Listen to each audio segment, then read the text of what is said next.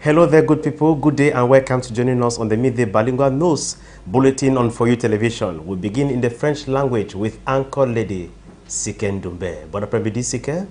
Bon après-midi à vous, Wanateki. On va commencer par la République démocratique du Congo. Là-bas, le gouvernement congolais, bien sûr, condamne la participation des autorités rwandaises dans le soutien de financement et l'armement des rebelles du M23.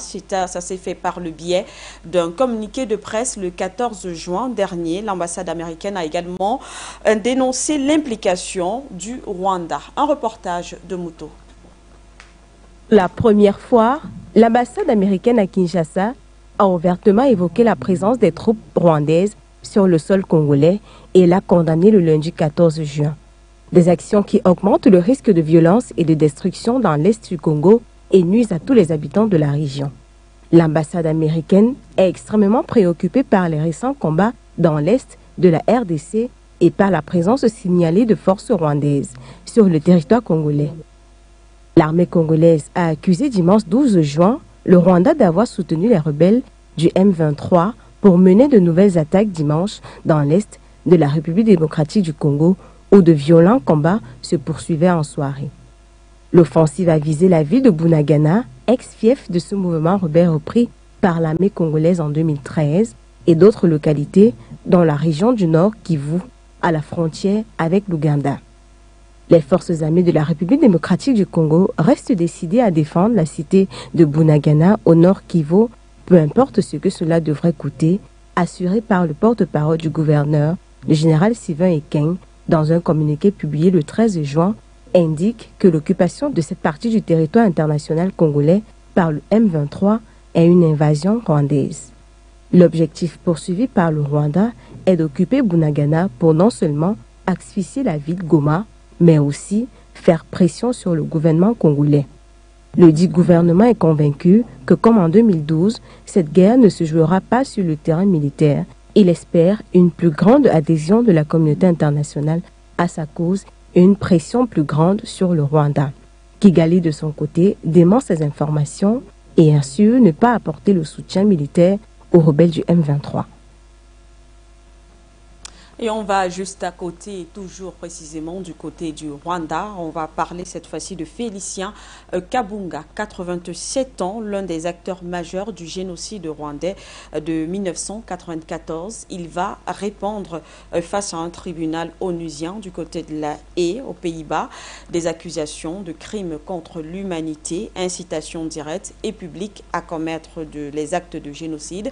Une nouvelle qui ravit les survivants du génocide qui avait déjà dû attendre jusqu'à 25 ans l'arrestation de celui-ci qui était alors considéré comme l'un des hommes les plus recherchés au monde. Kwechu nous en dit plus. Ses avocats le disaient inapte à être jugé en raison de son âge, mais il n'en sera rien.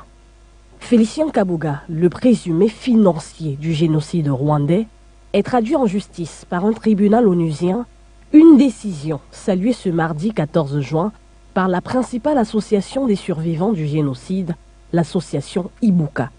Les rescapés du génocide saluent la décision selon laquelle Félicien Kabunga est apte à être jugé.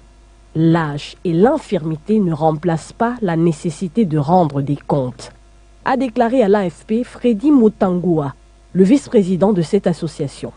À 87 ans, Félicien Kabunga est actuellement détenu à La Haye, dans l'attente de son procès devant le mécanisme pour les tribunaux pénaux internationaux, MTPI, l'organe onusien chargé d'achever les travaux du tribunal pénal international pour le Rwanda, TPIR.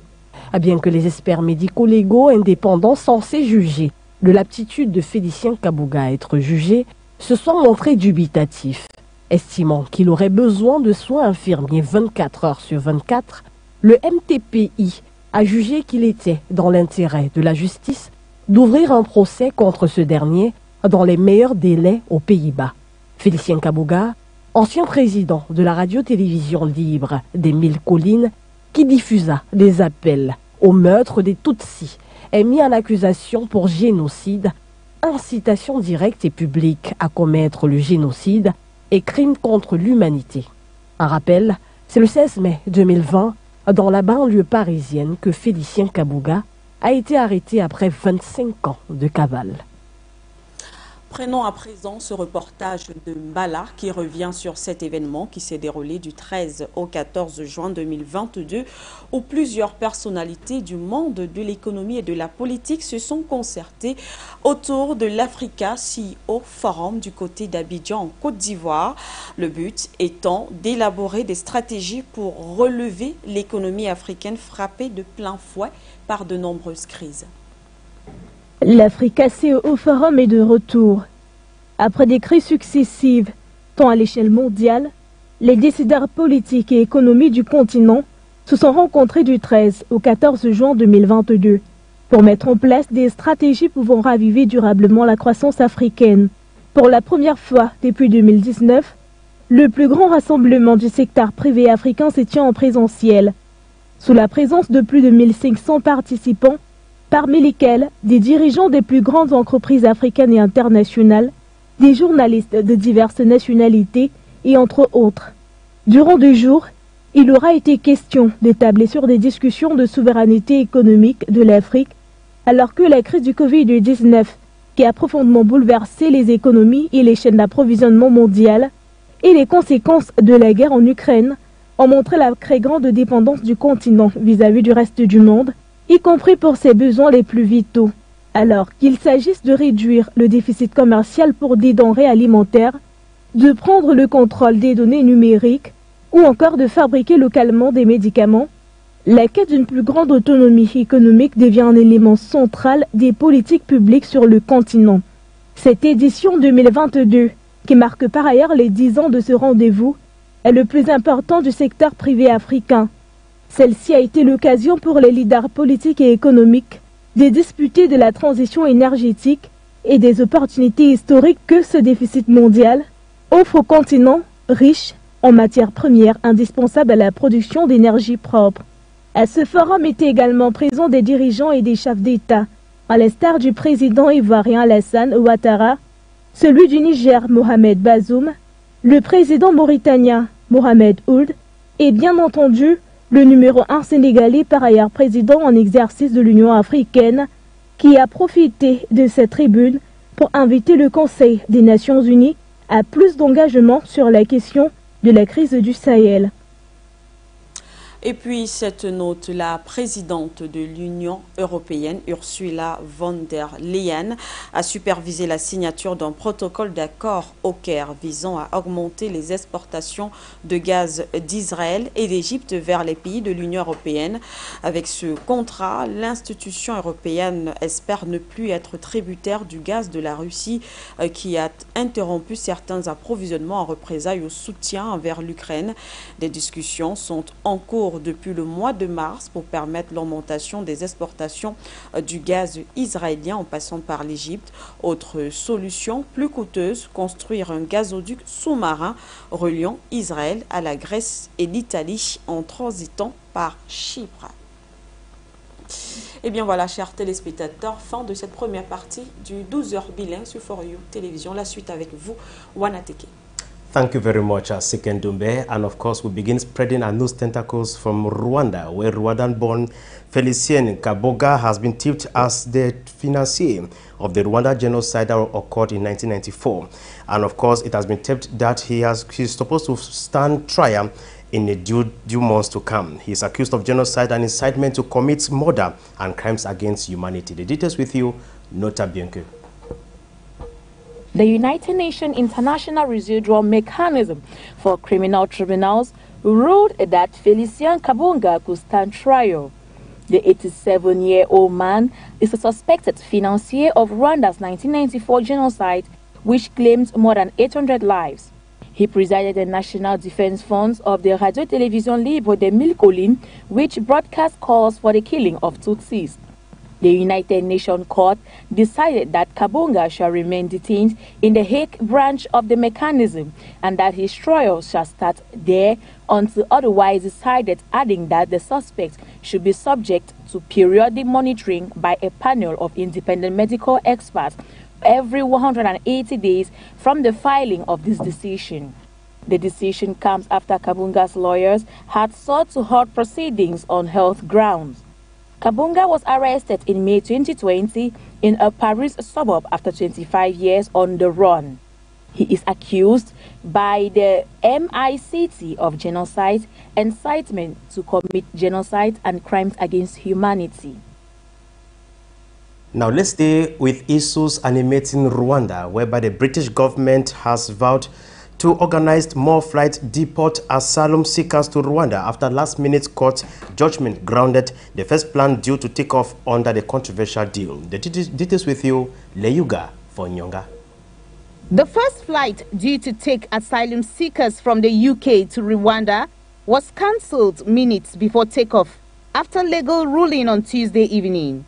Up to 7 people have been expected to be removed to the Eastern African country. But the flight was stopped after a late intervention from the European Court of Human Rights led to fresh challenges in the UK courts. The Rwanda asylum plan announced by the government in April sees some asylum seekers who cross the channel to the UK given a one-way ticket to Rwanda to claim asylum there instead. The government said the scheme will discourage others from crossing the English Channel. The cancellation of the flight followed days of argument in UK courts, ending with the Home Security getting the go-ahead to begin transporting some of the asylum seekers. A Boeing 767 chartered at an estimated cost of £500,000 had been due to take off at 10:30 from a military airport in Wiltshire. But judgment from the court, halting the deportation of one of the men, arrived just at 7:30 and triggered a series of legal challenges in London courts.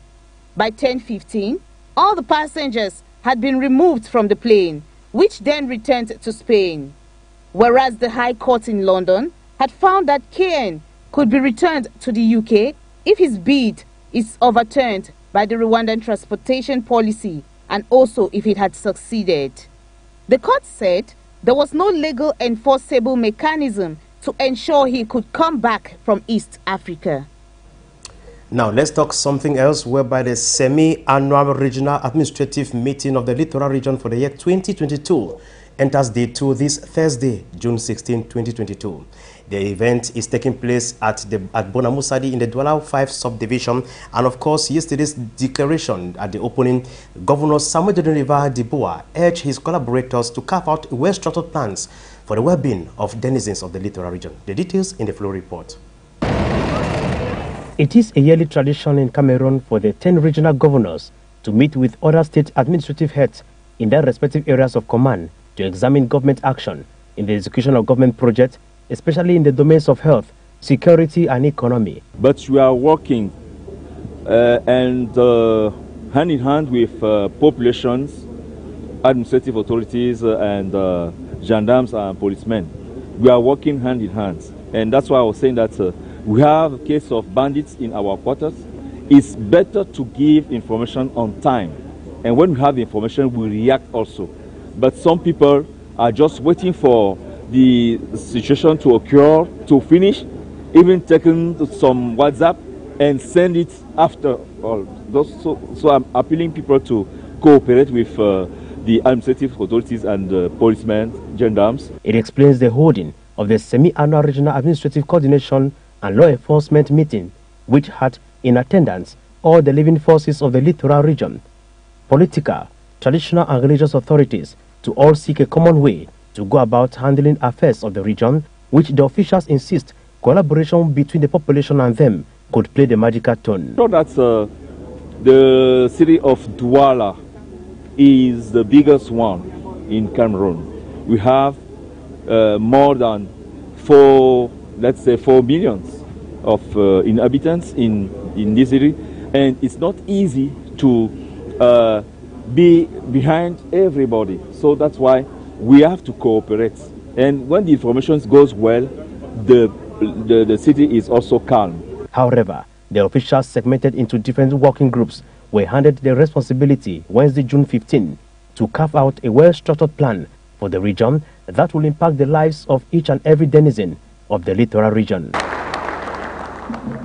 And of course, ladies and gentlemen, that last report there talking about the ongoing semi-annual meeting of the Littoral Region put a wrap to today's midday bilingual news bulletin on For You Television. We have come to the end of our journey here, Siken Doumbé. Merci une fois de plus à vous, Wana. Teke, c'est la fin de ce journal bilingue. Restez en compagnie de nos programmes.